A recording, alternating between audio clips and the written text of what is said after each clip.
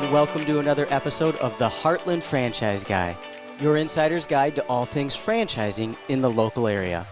I'm Blake Martin, local small business franchise owner and your Heartland Franchise Guy. This is the place for advocacy, resources, and education on all things franchising in the local community, and a great place for entrepreneurs who are looking to learn more about the franchising industry. Now, one of the most commonly known things about franchising is the proprietary nature and copyrights that are used for proprietary products and services. Ever since the time of the Colonel, Kentucky Fried Chicken, and the 11 special herbs and spices, everybody's known that that's an important piece of franchising. Well, a unique few have the distinction and differentiator of not just having copyrighted or proprietary processes, but actually patented products that go into the franchise licenses that they grant. It's almost inventor entrepreneurs who take their invention, integrate it into a system, and that becomes a core component of the franchise offering, along with great business systems and processes. Today's guest, Patrick Simpson, with the COO, by the way, of a franchise called SprayNet out of Quebec, Canada, has joined us to talk a little bit about an example of a franchise just like this. Patrick, thank you very much for joining us today. Thanks for having me, Blake. I appreciate it. Everything okay up there in Canada? Everything really good. So in our seasonal markets, we're kicking it off at full speed right now. Fantastic. Congrats on that. And for those of you who aren't aware, concepts that start in Canada and move into the States and vice versa have a long, long history of success. And so we're happy to be a part of highlighting that today. So getting right to the point of the niche that you're in, I'll call it the patented franchise products and services, you have 2 patents and a third one pending for the services that you provide. Is that correct? Yeah, that's right. Tell us a little bit about your business, SprayNet. Right. So here at SprayNet, we basically bridge the gap between conventional painters and factory replacement. So the limitations of conventional painting is you don't get that finishing. You see the brush mark, you see the roller marks, doesn't last, fades pretty quick. So because we have our own chemistry and our patents, we're basically bringing the factory to the homeowner to bring that factory finish with a 15-year no-peel warranty. Like a simple example that people could relate to pretty easily is that front door. I don't know if you ever saw your front door brushed and rolled, what that gives. Oh, yeah. To get the brush marks, get the roller marks, you know, with your keys when you unlock the door, you scratch the door. Well, when we're done with your door, it looks as if you just bought Home Depot Home Hardware. You see that beautiful factory finish, and it doesn't scratch resistant, and it's going to be that way for the next 15 years. So that's really what our chemistry brings to our franchisees and the homeowner.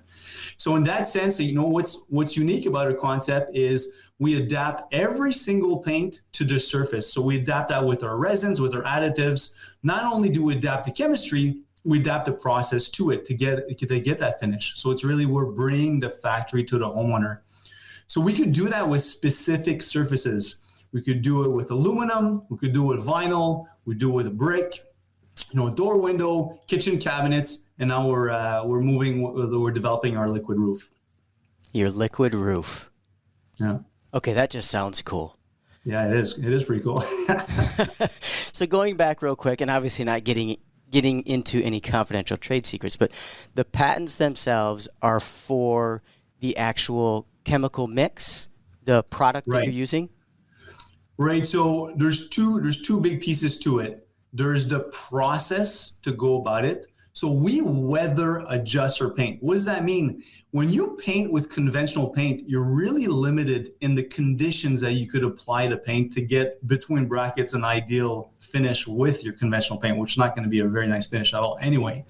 So what we do is since we have our own proprietary additives that we add to it, our accelerators and retardants and catalysts, what we do is really open up that window that we could really optimize the paint system to cure in optimal fashion to have that factory finish. Besides that, there's the composition of the chemistry. So for example, for our vinyl service, for example, you can't really brush and roll dark colors onto vinyl. Vinyl is plastic. So when it's dark, what happens? It heats up, it warps. and then you're stuck with warped vinyl. So what we do is as part of our patents also, we have a UV reflective primer with solar transparent pigments. And what that allows us to do is paint dark colors, because now the common colors are grays. On exterior siding, people love to spray the gray. So we have 8 different grays, but then it's a dark color that we could put. Basically what we're doing is we're really increasing the temperature at which the plastic distorts itself. So it allows the homeowner to paint a dark color and have those modern colors on his home. That is fascinating. So what'd you call it? Solar transparent pigments? Solar transparent pigments with solar reflective primer. So basically what it is the UV rays goes through the paint, the first top coat, bounces off the primer. So then it allows the surface to stay a lot cooler for a longer period of time. Sounds like paint with superpowers to me. Well, it's intelligent paint. Yeah, intelligent paint. That's a good point. I was just going to say, I never imagined nerding out over paint and paint application on a podcast episode, but I got to say this is pretty interesting. That's got to be, is part of the catch of this service the potential long-term cost savings for, do you have residential and commercial applications? Right. So we do, so for most of our franchisees that have been open for more than 2 years, they're production limited. So when you look at our FDD, most of our franchisees have franchise disclosure document, right? FDD. Right. Sorry about that. It's okay. Franchise we often have folks who aren't fully engaged in the franchising industry listening to us. So thank you. Yeah. Sorry about that. So when you start analyzing our performance numbers, a lot of our franchisees book over $1 million, but they have a hard time producing it. So we're production limited. So really what that means is that if our franchisees have a choice to produce a house, the average job size is, $5,000-$6,000, collect check at the end of the day, or produce a $30,000, $40,000 commercial job. And the problem with those guys is they pay you in 3-4 months. Our franchisees prefer to get that $5,000-$6,000 check at the end of the day. Right. So it's not by demand, it's really by production limited. Every business is going to be limited by either marketing production. So our senior franchisees 2-year plus are definitely production restrained. And when we're talking production limited, production restrained, it's another way of saying, look, the demand or the need for this service isn't the limiting factor. It's just having the right number of people and the right number of tools to ensure that you protect your own reputation of quality as you're actually providing service to the customers. Yeah. And on that side, our NPS excellence 76. It's pretty close to perfection, actually, when you look at our Net Promoter Score of 76? Yeah. For paint, well, it is superpower paint, so I guess I shouldn't be surprised by that. Yeah. No, our customer satisfaction is real good, excellent. So, it's a challenge, but that's the opportunity to really build, a structure in your business where you could leverage your time, scale your business, and grow the pillars in your business. And I'm guessing that you feel pretty good about the product duration and the 15-year warranty if it's a product that has been developed and originally implemented in Canada, and now we're talking about an expansion into at least relevant to this podcast, relevant to an expansion in the U.S. Yeah, so the most intense UV radiance in North America is in Calgary because there's a hole in the ozone layer because of all the oil fields. Oh my gosh! And Calgary goes like 120 to minus 20. Like there's insane temperature swings. So if you could resist that type of weather, and we have coastal climate everywhere in Canada, also besides of freezing, then you're good to go everywhere else in North America. Interesting. Yeah, never thought about those components of it, but I guess it is really extreme weather. Yeah. Canada's got it for you. And then roofing, the liquid roofing is rolling out. Is that what I heard you say? Right. So same way that we launch our kitchens, we're taking our senior franchisees to really fine tune the process because, when people buy a franchise, they want, give me the process to be successful. So that's what our responsibility is as a franchisor. Of course, we'll have our chemistry and our patents, which is great for the niche and the margins. But when it comes to franchisee productivity and profitability, really based on the process to go about it. Mm-hmm. So we use our senior franchisees to help us build that, fine tune that process. We did the same thing with the kitchens, and it rolled out really well. That's why I did this year 2 when the kitchens, they exploded, and we're going through the same process this year with the roofing, with our liquid roof. And it sounds like your franchisees are experiencing success. We all know that Federal Trade Commission, for good reason, limits what we can say about earnings and whatnot in the franchising sphere. But things are going well for your local franchise owners? Things are going very well. Like you said, Canada sold out. The average franchisee booked over $1 million. So those are pretty key numbers. when you look at our franchise disclosure document, I won't use abbreviations anymore, you see that our margin is close to 60%. And that's because we operate niche markets. We don't sell time. We don't sell a commodity. We don't compete with the homeowner, neighborhood painter, and all that stuff. So we're definitely a niche market. Niche market allows for better margins. Yeah. Great point.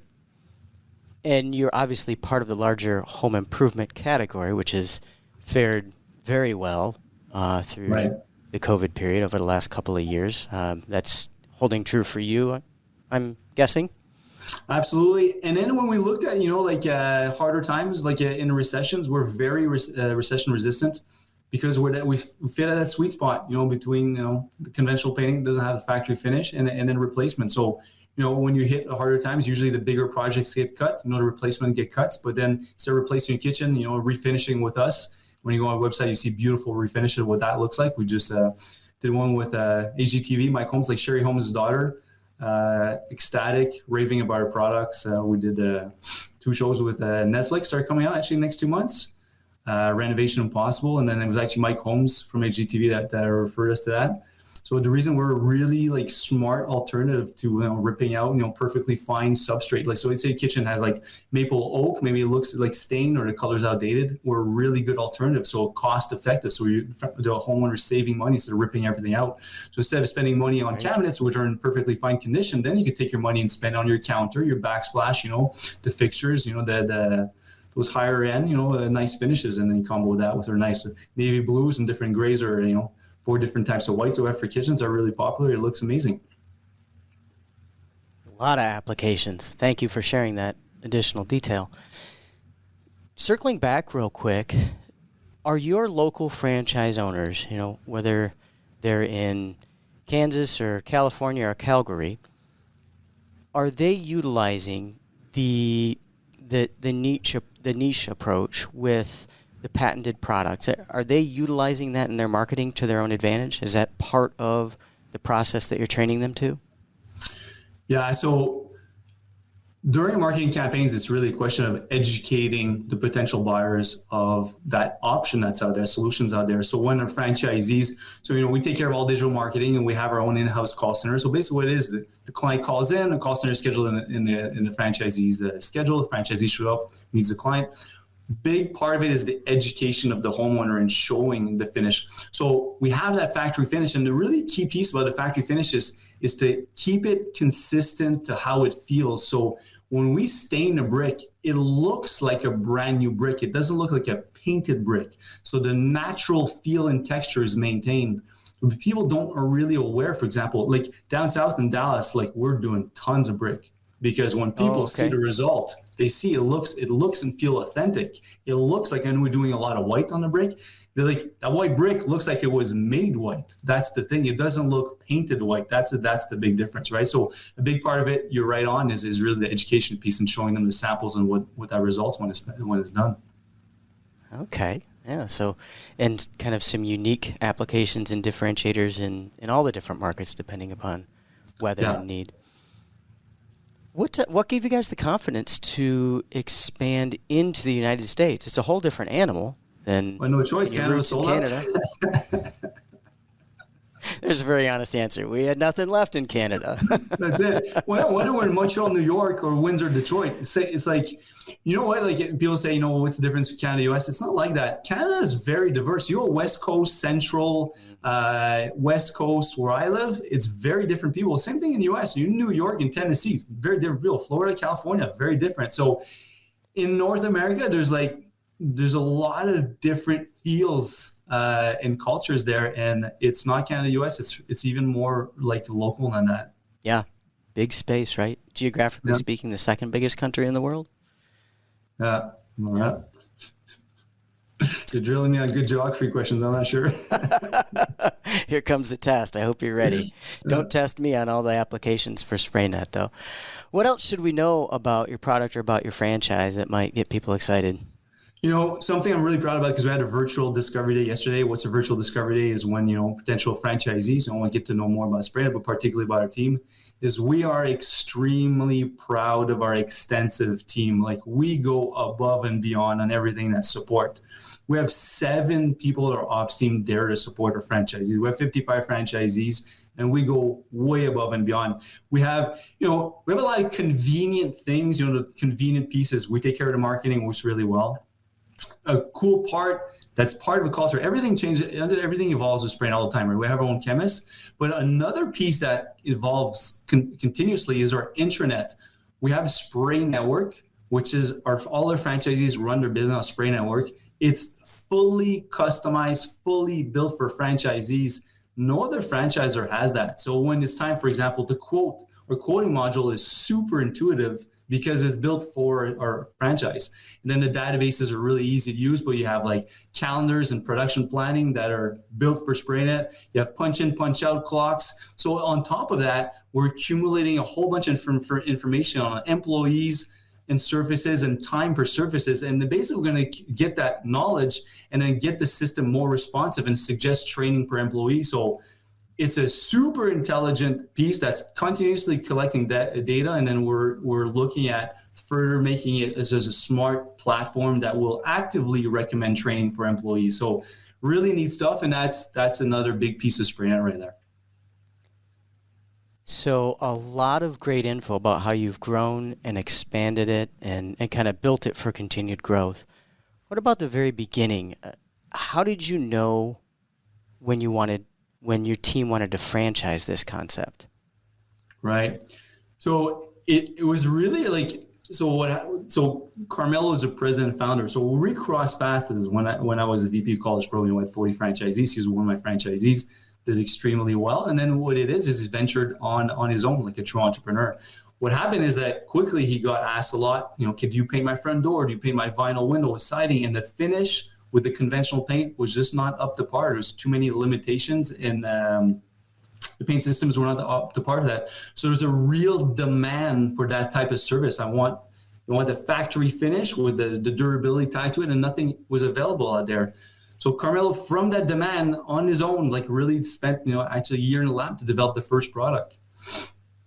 And that's where it started. Is like organic demand that we couldn't deliver on what the client was expecting. Interesting. There was a gap, figured out a way to fill it. Yep. And then realized, hey, people can use this everywhere. Yeah, 1 year taking a swing at it, yeah. Well, congratulations on all the success. Thank you very much, Blake. I can't think of a better place to wrap up our conversation than that great overview of your beginnings. So let me thank you once again for joining us today. Really appreciate the overview and learn a little bit more about the background of the organization. Thank you very much for having me. You bet. So as you know, folks, just scan that QR code if you want to get more information on this opportunity and you want to get to the front of the line with real decision makers in their organization if you're sincerely interested in something like this. And of course, remember that QR code when you're scanning us or Googling Heartland Franchise Guy in order to subscribe and share and comment on us and the episodes that you love. We appreciate all of you being here with us today. We want to thank Patrick Simpson again for being with us. Thank you so much for your time. And we will see you all again on another episode of the Heartland Franchise Guy. Thank you very much.